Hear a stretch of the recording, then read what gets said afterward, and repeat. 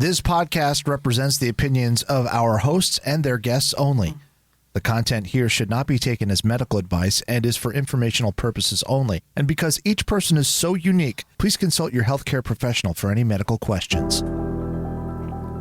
Welcome to Once Shattered, Picking Up the Pieces, a podcast devoted to changing the way eating disorders and mental illness are viewed in our society. With your hosts, Jack and Linda Mazur and Ellen Bennett. Today's guest is Sue Spitulnik. Sue is currently president of Lilac City Rochester Writers, a group that focuses on the craft of writing and publishing for fiction writers. She has a short story published in their No Page Left Unturned anthology. Both books are available on Amazon. Sue Spitulnik was an Air Force wife living in 4 states and England from 1972 to 1979 and worked until 1990 in a Tacoma, Washington restaurant where the clientele was military connected. She moved back to New York, her home state, in 1991. In 2015, Sue attended a meeting of the Rochester Veterans Writing Group in search of an Air Force pilot to interview for a writing project. She remains active in the group and has a memoir essay published in the group's first book, United in Service, United in Sacrifice. Sue also creates 99-word flash fiction stories based on a weekly prompt presented at Carrot Ranch Literary, an international online writing group. She has added each scene to a serial entitled Michael's Circle, about an Army double-leg amputee and his close family and friends for 3 years on her blog at susanslegs.com. Fairport is where Sue now lives with her husband Bob and 2 cats. She is quilting when she isn't writing, specializing in patriotic and t-shirt quilts. Hello, everyone, and welcome to Once Shattered, Picking Up the Pieces, episode 125, United in Service, United in Sacrifice, with Sue Spitulnik. Today's podcast is brought to you by the Emilee Connection and KMB for Answers.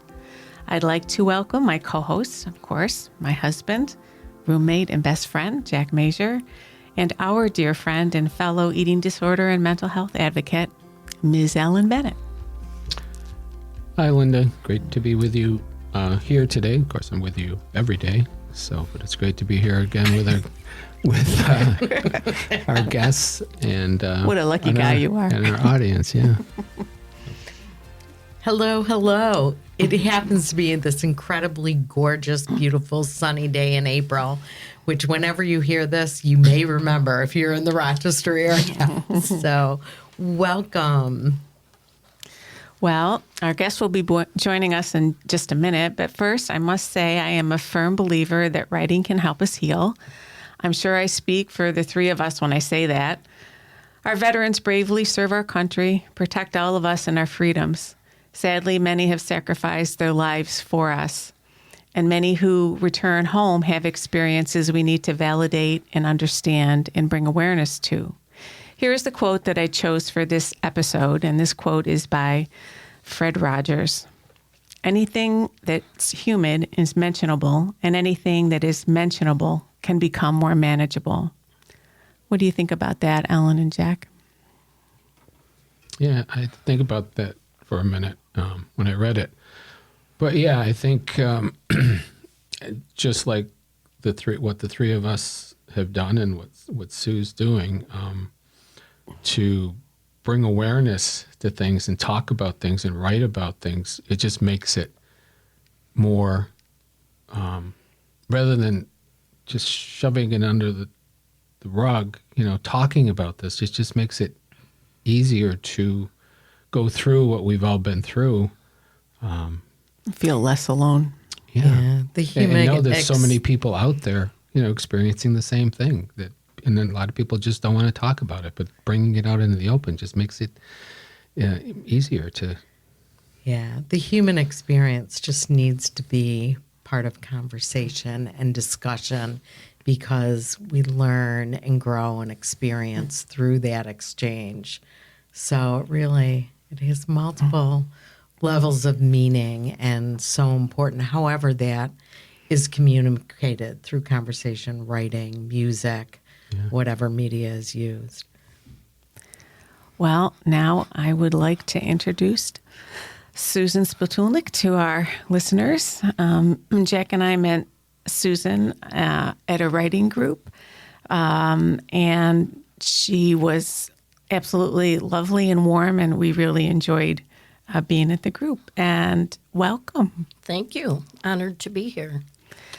I'm just so impressed by, having read your bio there, all the things you're doing. It's remarkable, and I'm sure you're making a huge difference in, the military and the veterans community. We have a small group that I'm making a difference with. We would love to grow that group. Yeah, well, that's Well, hopefully we can help you do that. Yes. Sue, I don't want to forget to ask you to tell us where people can find you, because I know there's going to be a lot of people who want to connect with you and fellow veterans. And can you tell people where they can find you? Yes. I have my own blog. It was mentioned in the introduction, susanslags.com. I have recently switched that to my name, Sue Carmichael, or main name, SueSpitulnik.com. And You want to spell that? S is in Sam, Pitulnik. And that is my personal blog. That's where you will find my 99-word flash stories and some of my other feelings when things happen in society. The Rochester Veterans Writing Group has its own website, rochesterveteranswritinggroup.wordpress.com. And Lilac City has a new website, and that is LRCW. Back up. We changed it. LCRwriters.com. And is it .org or .com? both. Oh, okay. And all these will be in the show notes as well. So Sue, you are the current president of Lilac City Writers Group. And that group focuses on the craft of writing and publishing for fiction writers. And though that is a fiction writing group, and we have written just one nonfiction book, we were invited to attend a meeting by a veteran who is also a writer and member. We thoroughly enjoyed being guests. Can you tell us more about that group and how you became its president? Well, the group actually started over 30 years ago as a leg of the Romance Writers of America. Excuse me. About 15 years ago, they were getting more than romance writers, and so they split off from the Romance Writers Group and became Lilac City Rochester Writers. And we try to focus on teaching the craft of writing, and we have all different genres. Unfortunately, most of our members are over 50, because that's when you have time to sit down and write instead of go to work and raise your kids. I became the president 5 years ago because I was handpicked by the current president at the time and the vice president, who knew me through the Veterans Writing Group. And they knew of my organizational skills, and I'm still in office. They must like you a lot. Yeah. Well, like I said, I'm a good organizational person, and so I get things done. So You need that at the helm, so I can certainly understand why they're like, you're in. Yeah. Well, and one of the first compliments I got after about 3 months of meetings is, we really appreciate you start on time. It's the little things. Yeah, for sure. So the book, United in Service, United in Sacrifice, it's just a wonderful, wonderful read. I love books like this that have, personal stories and contributions from so many people who served and also their family members. And as you say in the book, the family members served too, and so many powerful, entertaining moments in the lives of the people in the military, and it taps into so many emotions from fear, pain, sorrow, some humor, and gratitude too. So was there a target audience that you thought about for this book? There's actually 3, and at the time we wrote this one, we still had one of our World War II vets, Bob Whalen, and his belief was, even if you're not in the service, you should be serving. And you can do that by being kind, you can do that by sharing stories, you can do that by listening. Present a positive influence no matter where you go. So our first goal was to keep our stories for our future generations, children, neighbors. What was it like to live in England, which I did for 3 years, and that sort of thing.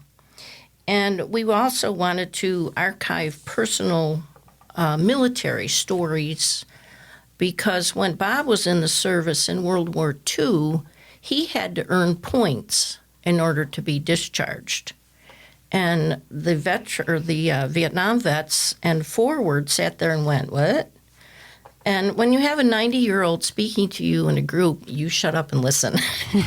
And he was a wonderful speaker, and he had wonderful stories. And so the first book is mostly lighthearted. And we did tell about what we had to do. The separation from your physical family is the biggest thing. Learning how to follow orders is probably the biggest thing.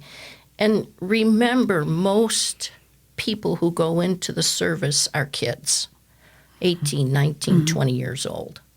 And they're formable, and the service forms them. And the families go, "Okay, I'm following you." Another goal we had that we have not accomplished is having these books distributed in jails. We know in Rochester the jail has a specific location for veterans, so they can communicate with each other. And our goal was to get that book into that group. We didn't research first, which we should have done. And we found out afterwards, no, I can't give a book to a special group and not have the others have it too. So it never ended up where our big dream was, but it could in the future, who knows? That's great.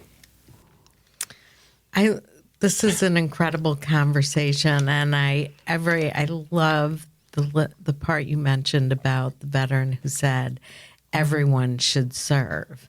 And I think that's a beautiful sentiment and something we should all think about. My dad was in the Army during World War II, and he was a replacement after the Battle of the Bulge.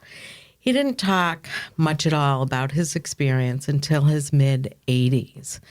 And, one cannot truly relate to those experiences in the military. But I think if we haven't experienced it ourselves, but I think it's our responsibility to be aware, be compassionate, and take the effort to understand a little more and get that exposure. The sacrifice to the individual and the family is just something we don't as all experience. And in the U.S., we have such mixed emotions about the military. I remember growing up and having uncles and cousins who were in the military. There was always an unspoken respect. And I know that came through my dad, but I still feel it to this day. Help us understand how we can support and encourage a more supportive culture surrounding military service. This is a tough one. I feel as a young person myself, my dad was in World War II, there was still a respect for fighting for the country. When Vietnam came along, that changed. Mm-hmm. And that's why we don't get it more as much as us old folks do. Wait a minute. You calling us old folks? Yes, I'm sorry. I'm sorry. Yes, we are. Okay. I think if you take an active interest in learning more about the military way of life, statistically, less than 10% of American citizens serve in the armed forces. So you've got 90% that don't have a clue as to how they live. And it is different. And I would suggest reading a book like ours, United in Service, United in Sacrifice. Absolutely. I should ask you right then and there, and where is this available? On Amazon. Okay. And we have another book coming out in a few weeks called Not Fade Away. The first book does not have any gory frontline stories in it. The second line does, or the second book. In the second book, we have a Vietnam Marine who talks about carrying one of his friends off the battlefield wrapped in his poncho because he's dead. Now, you can't grasp the meaning of that without having done it, but you can sort of get a feel. I brought a couple other books to show my hosts. We have David Bellavia's Remember the Ramrods. He's the gentleman from Batavia that just got the Medal of Honor. And in here, he reminds us repeatedly that most military people that are sent to war are kids, and they're invincible, and they're a little hot-headed, and I'm going to go get them. And that's what they did. It wasn't pretty.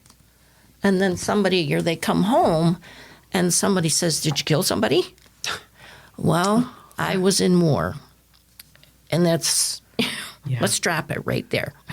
Another one I have is The Blaze of Light. And this is Gary Bykirk's story, written by someone who interviewed him repeatedly. And this is another Medal of Honor. And one of the things that people don't grasp is the Medal of Honor is the highest honor a military person can receive in the United States. It is also a curse.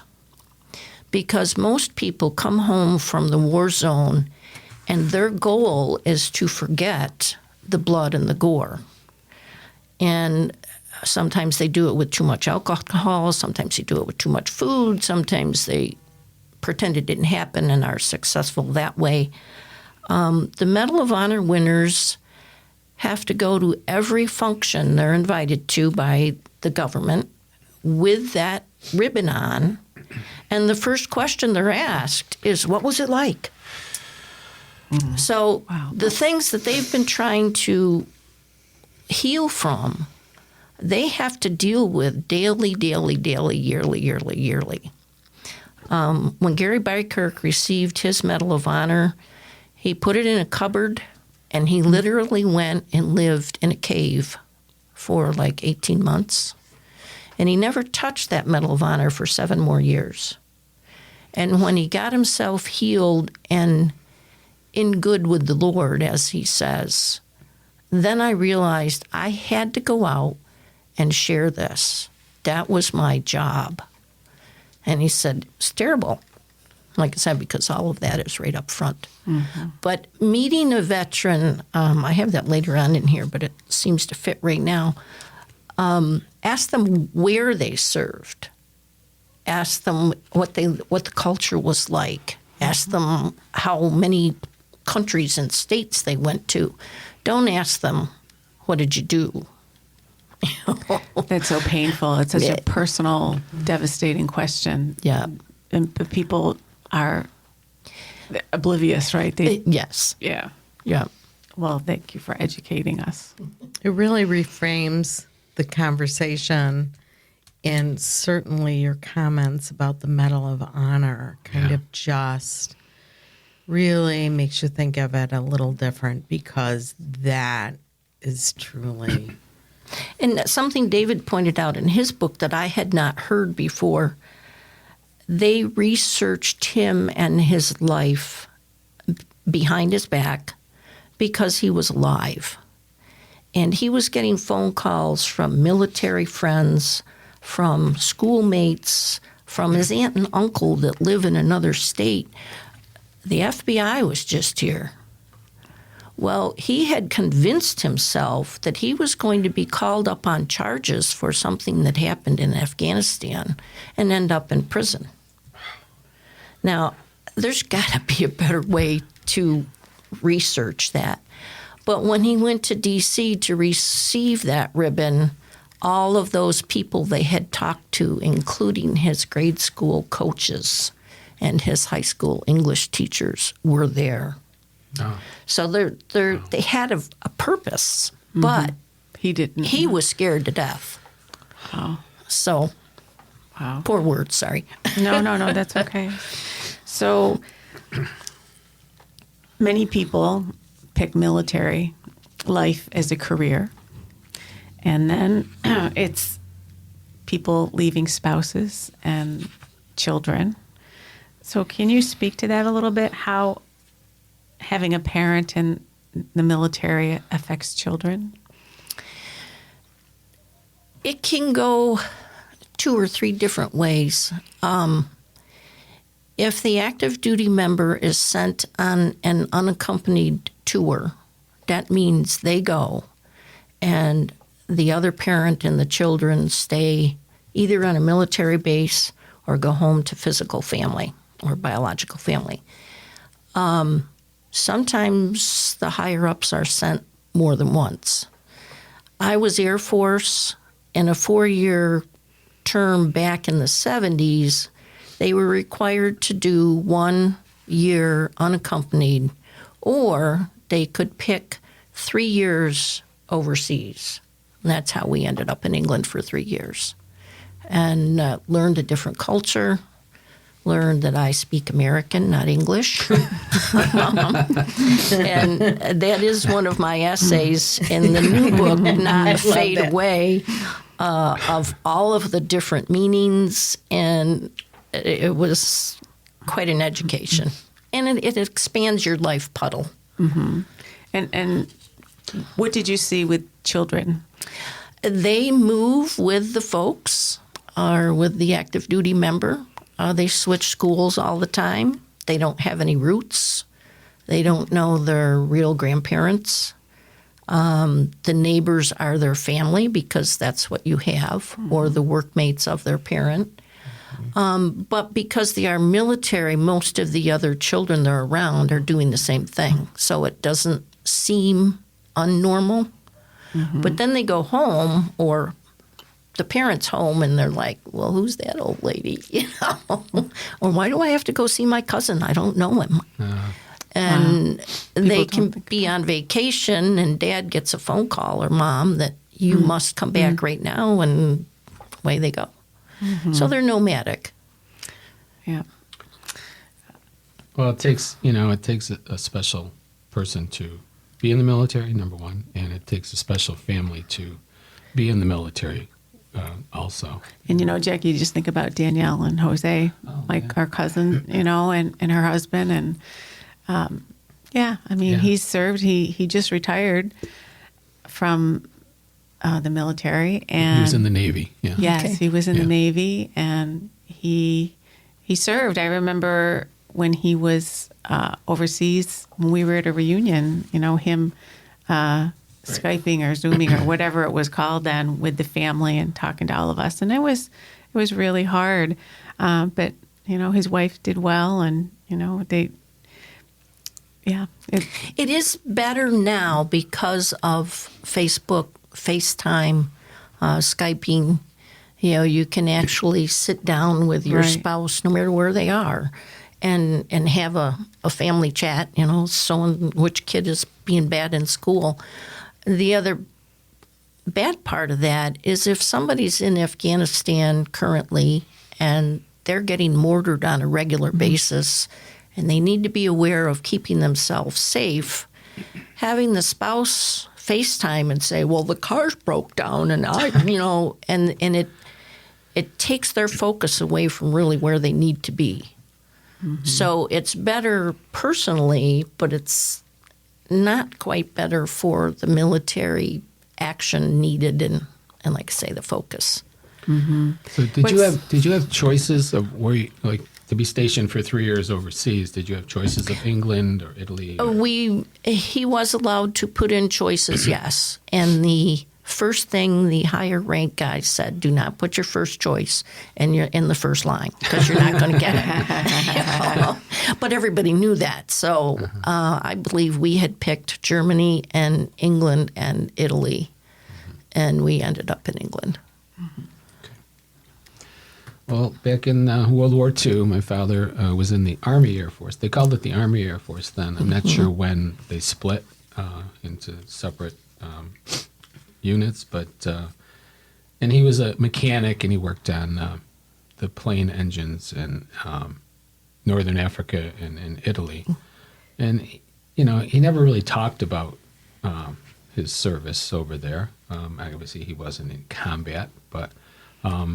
and I remember him saying how there was so many stray dogs, and he would take in these stray dogs and feed them and take care of them while he was there. And, you know, when he came back, he, you know, had his own dog, and he always made sure I had a dog. And that's why I think I've got 3 dogs now, and I've always had a dog, and you know, I'm a dog person. So, but I'm assuming that it's not unusual for people not to share too much detail when they get back home. So can you? Well, I mentioned that earlier with the World War II vet that said we did what we had to do to stay alive. I do have a Vietnam friend who was an airline or airplane mechanic in nowhere near the front lines. And he wrote letters home about his guilt for having other guys in his group end up in the front lines, and he was safe. And so he had survivor guilt rather than I killed somebody guilt. And so that's one reason they don't talk about it. And it's so different. You know, you can't compare fixing an airplane except maybe to fixing a car. Yeah. And so there's, you know, and so many of the military jobs are not transferable to jobs when you get home. Right. So it's, why talk about it? Nobody's going to understand. Okay. Okay. I'm thinking we have to figure out a way to better communicate to help draw out some of those experiences in a safe, comfortable place. And then that spins back my thinking to the whole writing process and how powerful and important that is. And I love this conversation is really incredible, and I think it needs to happen more. Sue, I loved reading your passage titled The Military Homefront Experience in the book United in Service, United in Sacrifice. You mentioned military life and write, the reality is serving your country takes a toll on the whole family, everyone. And this really caught me because I think we all need to take a pause and think about that because we don't consider it. We don't realize it. And whether it's 4 years, it's 10 years, or it's 20 years, military life is unique. And as we already talked about, 90% of us have not even experienced anything close to that. Can you take a few minutes and help us civilians, as I remember being called when my ex-husband was in the Navy, gain a better understanding of that impact on families and how challenging it must be? I can't even imagine. I went in as a military wife thinking that I came from a little tiny town in southern New York State of 300 people. Oh. And I was like, oh, I'm getting married and I'm going to be a military wife and I'm going to travel. And I think that attitude helped me go through it with no problems. Mm-hmm. I loved it. And how old were you? 18. You were ready for an adventure. Yes, Look out, here I come. We had no common sense to be afraid. But a lot of the kids, young couples, didn't make it. You know, they're like, I'm not moving away from my mom. And that's part of it. You have to have an idea that you want to go, or like I say, I think that's what saved me. But if you're in England and you're a young couple, we had a 2-year-old when we got there, and I had another baby while we were there. Your military pay doesn't allow for money to travel back to the States for a wedding or a funeral or anything else. And at that time, my husband's parents still had 4 children at home. They didn't have the money to come see us. So there's no travel back and forth when you're that young and everybody's still got kids at home. So you lose the familiarity of the day-to-day. Now, that's better today because of Facebook and FaceTime and all of that. But the military person has to put in for leave. They might get it and they might not. They might be approved for leave at a specific time and say they're stationed in Arizona and they're going to drive up to Colorado and have their kid's birthday party with the physical or the biological family. Well, then the base goes on high alert. They're not going anywhere. Oh. And so the military member is owned, quote unquote, by the government. They're told how to dress. They're told where they can and can't go in uniform. They're told what they have to do, where they're going to serve, may not be a choice. You can even get a ticket if you live on base and haven't mowed your lawn, which I have seen happen. And those rules change. Now, I haven't been I haven't lived in a military town for 30 years, so some of this might have altered a little bit. And I don't mean to sound negative about the military life. That's just the way it is. Mm-hmm. And how much time do we have? You're good. We're good. Okay. When my husband was in the military, he was an airplane fuel person. So he would be in an office. They would get a call. He would have to go out on the flight line with the big truck of fuel and fuel the airplane.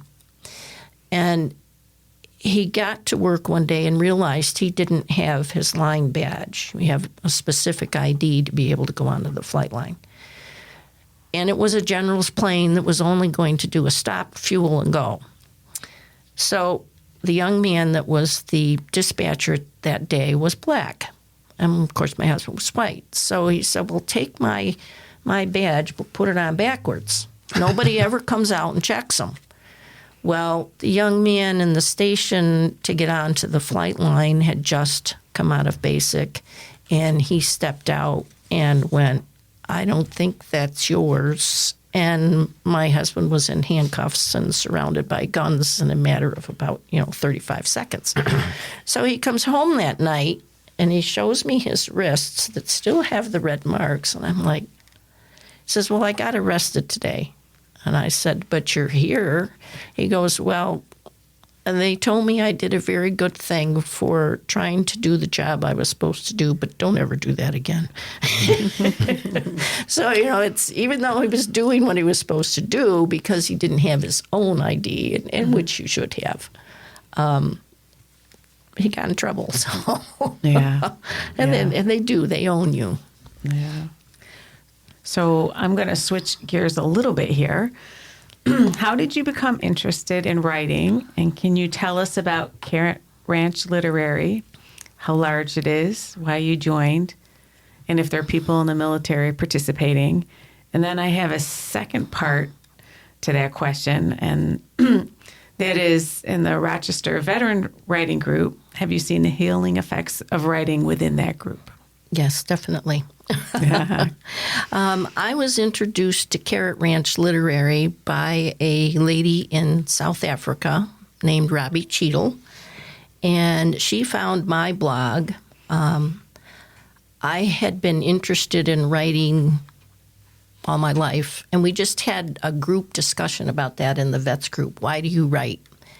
And we discovered that we were all writers very young. Sort of, it came from my folks. They all kept diaries, and we were supposed to. And we all had, most of our lives. So Robbie Cheadle introduced me to Carrot Ranch, And at that time, I was working on a novel, and everything you read says if you want to become a better writer, you need to write. So write every day.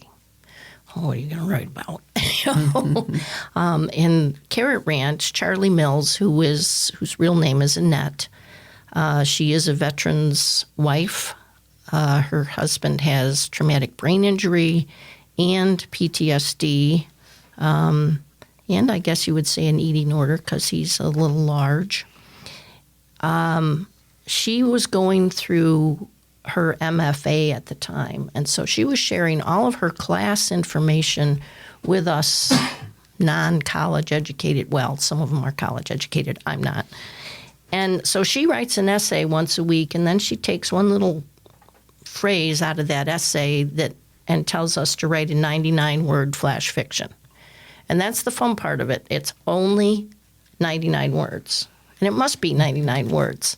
It helps you tell your story more concisely. You learn new words to say or, give an image that's not a paragraph. And I've stuck with it. There are 2 or 3 other ladies. One is a veteran who also was in England on the same base I was, and her spouse is a veteran.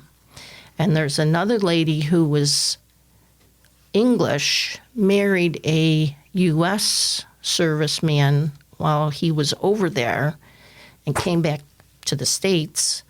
And she and I have figured out we were probably on the same streets in the same little towns that surround RAF Lakenheath at the same time. So That's amazing. Wow. we can sit and talk about the words that I learned. So most of the people at Carrot Ranch come and go. There are a few of us that stay. And then if life happens, you just don't write that week, and then you get back involved. But I have had 2 5-day stints with the leader, Charlie, in personal time. I can go to her with anything. Our childhoods are very similar in what we experienced and don't talk about. So she's my God. She's up here. And we got to meet her because she was the guest speaker at the meeting we were invited to. We were very impressed by her and the information she shared about writing and so many different aspects of writing. Right. Everything from social media to, how to craft your writing and how to support each other. It was wonderful. Well, and I invited her to come for a vacation. Stuff going on at home, problems with getting care for her husband.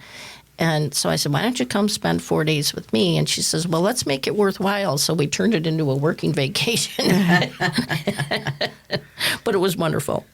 And the second part, like I said, we had a writing prompt just a couple months ago. And we do use prompts at the Vets Group about why do you write? And it was, we always have. Mm-hmm. And so we learned a lot about each other. We have a core group of 7 people that kind of stick together, and the friendships that we have developed are they're the best. Mm-hmm.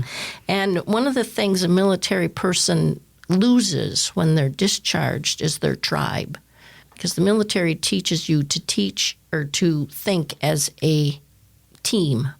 Mm-hmm. And when you leave that team, you're like, I'm not quite sure what to do. Right. So we have each other, and we can tell stories. And Well, it's a very special bond. I know my cousin Danielle and Jose, they talked about being out of the country and wives being together, and how it is a family. Mm-hmm. It is a family and a bond, and they need each other, and those are connections from everything that I've seen in their case that are going to last a lifetime for sure. Right. Yeah. So the 90% of us that haven't served or had anyone in the military can't imagine the lingering effects of what the people have experienced going through combat, and survive that and deal with the loss of, the team, the trauma, the depression, and the lingering medical conditions that, is very controversial because the military, it has to be a certain amount of time, right? And that's another whole conversation we could have.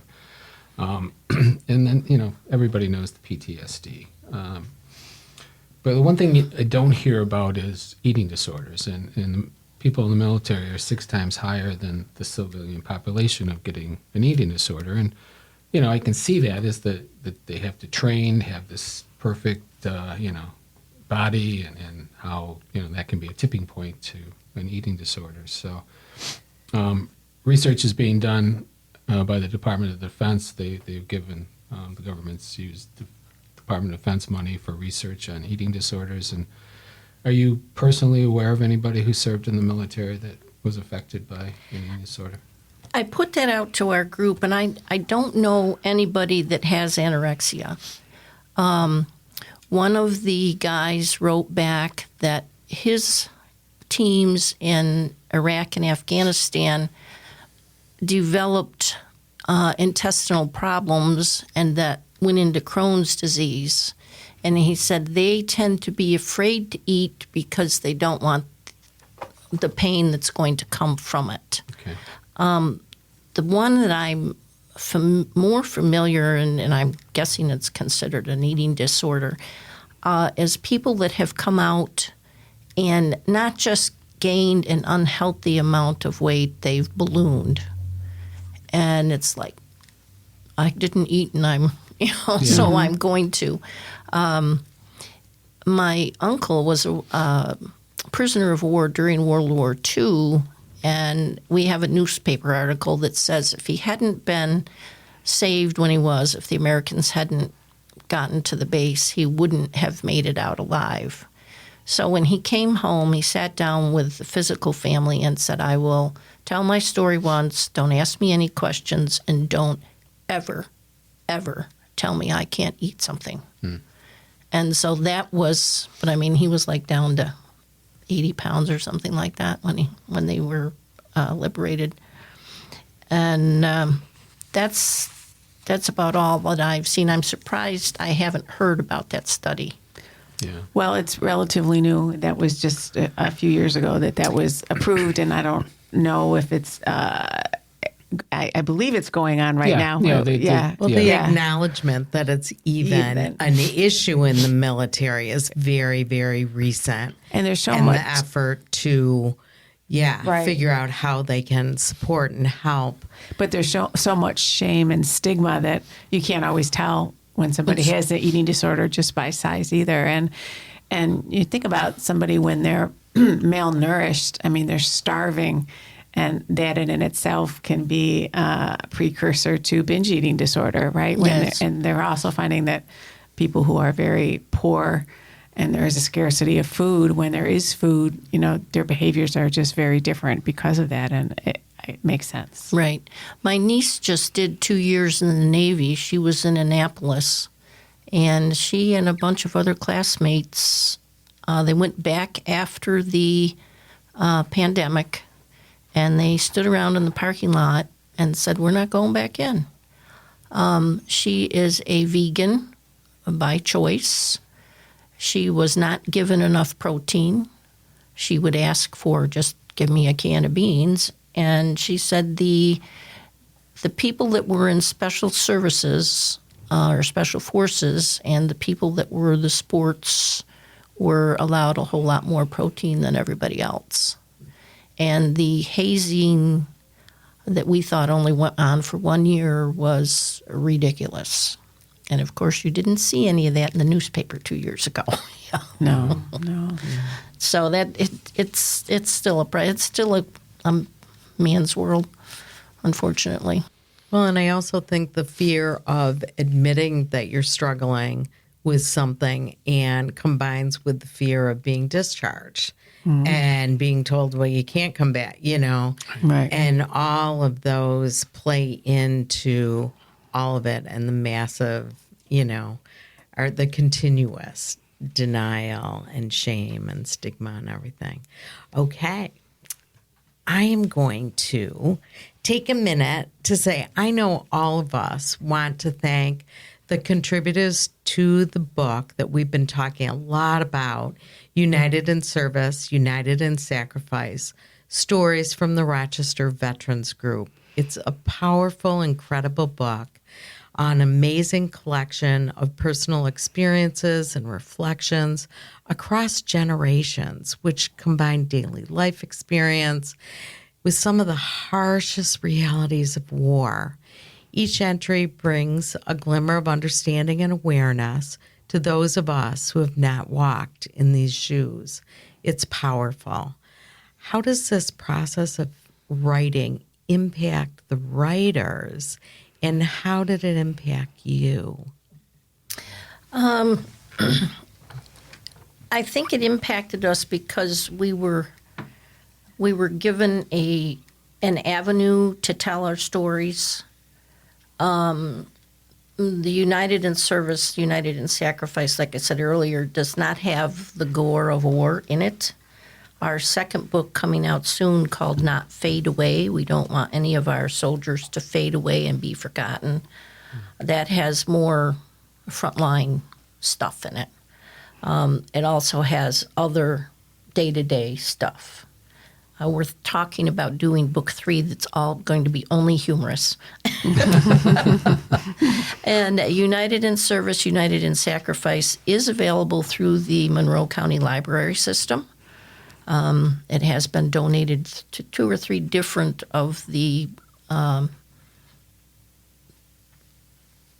satellite libraries, and so you can get it that way. It is a beautiful book, though. Yeah. It's very, very Thank easy you. to read, and just nice vignettes.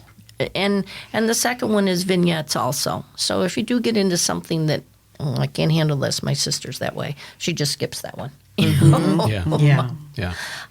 When we had our 2 World War II vets, they would leave the room going, I love this group, I love this group. And they were both putting together more extensive memoirs. And I never thought of that. I hadn't thought of that in years. And because we work from prompts, stuff would come up. And then we have our discussion, and they would remember something else. And so we miss them so much. As a writer, it was very satisfying to finally hold a book in your hand, and that's my name. I'm published. Most of our guys are not fiction writers. Vaughn does a lot of history. Tim works for the government in rewriting things. I'm not sure how all that works. I am a fiction writer. I do my 99 words. I have a book in my desk that needs a whole lot of editing that I wrote way back in 2017 and 18. But most of the guys are memoirs, and it's healing, and it's I guess 30, 40 years down the road, they realize it wasn't quite as bad as they thought when they were there, but they have that time in between of healing. So it's kind of like a woman having a baby. Like, 2 years later, you're like, oh, that didn't hurt. Let's do it again.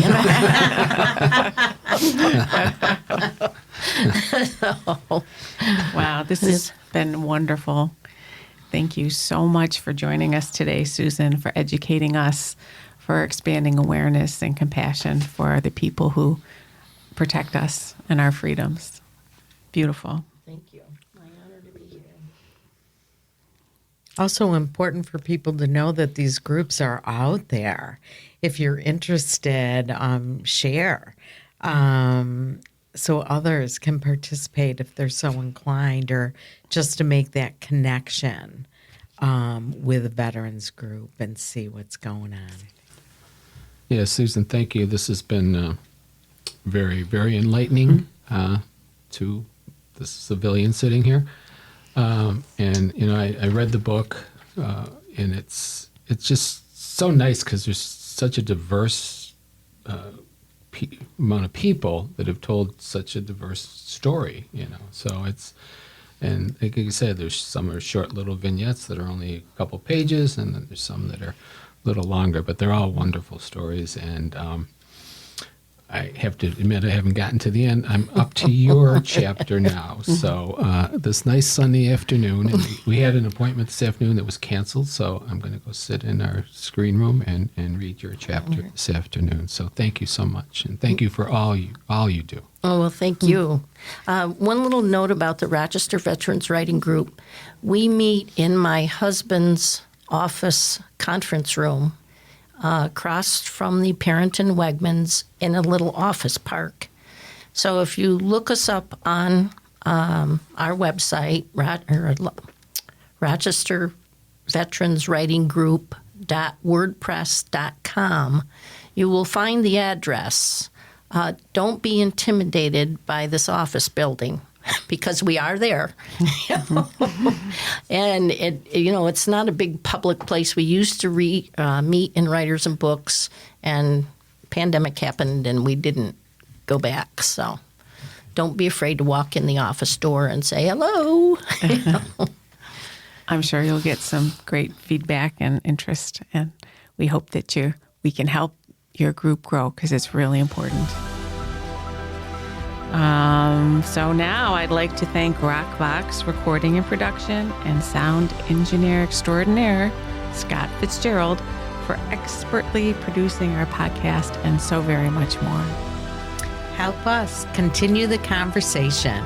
Please rate, review, share, and subscribe to Once Shattered on the podcast platform you're listening to us on. Thank you.